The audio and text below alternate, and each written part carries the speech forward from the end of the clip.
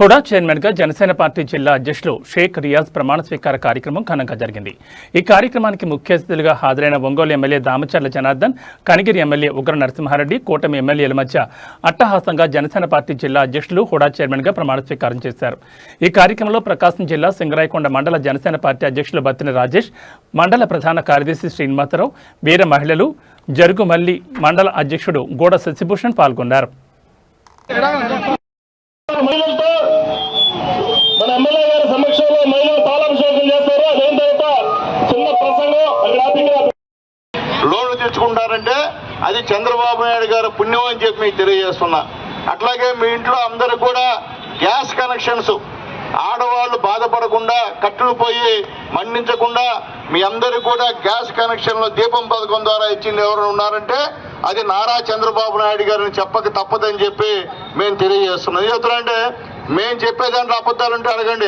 MLA గారు మీరు అబద్ధం చెప్తున్నారని చెప్పండి, మేము వింటాం. ఏదో చెప్తుంటే మొన్న కూడా చంద్రబాబు నాయుడు కూడా చెప్పారు, అయ్యా మేము గెలిస్తే పెన్షన్ 1000 రూపాయలు పెంచుతామన్నాడు.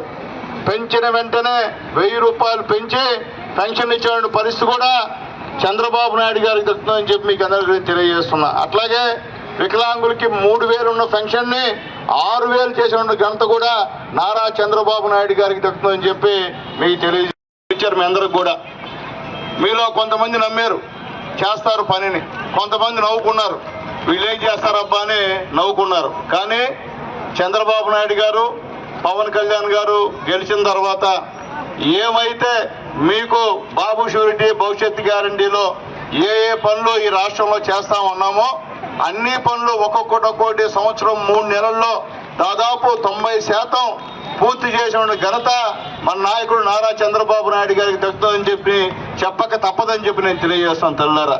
ఎందువల్లంటే గతం నుంచి కూడా ఆడవాళ్ళంటే తెలుగుదేశం పార్టీకి విపరీతమైన అభిమానం.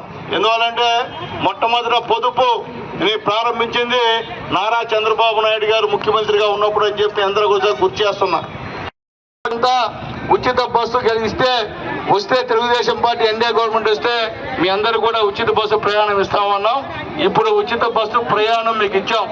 మీరు బస్సులో ఎక్కి ప్రశాంతంగా మీకే ఐడి కార్డు చూపిస్తే మీరు ఎక్కడికన్నా ఈ రాష్ట్రంలో ఫ్రీగా వెళ్ళేటువంటి కార్యక్రమం ఉందని చెప్పి కూడా మీకు తెలియజేస్తాం తెల్లారా.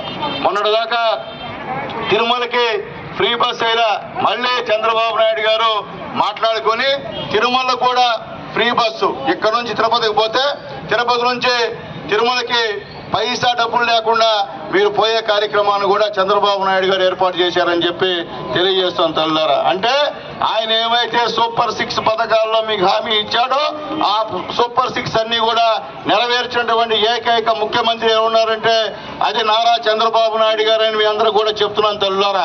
ఎందువల్లంటే మేము అబద్ధాలు చెప్పాం, మీకు నేను తెలుసు.